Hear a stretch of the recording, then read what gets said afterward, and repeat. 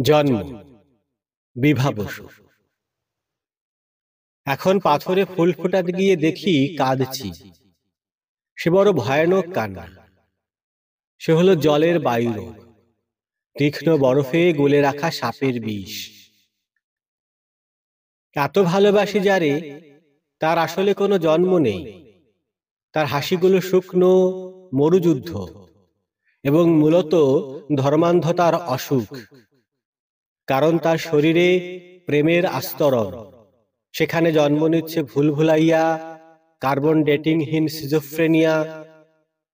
সে শরীরে খড়িমাটি লেপে নিজেকে সাজাচ্ছে যেন বেহুলা সুন্দরী।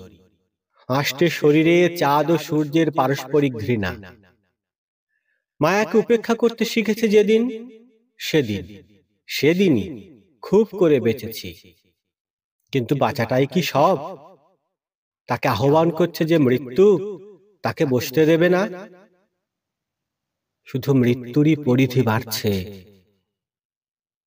অমরত্ব আসলে ফনা।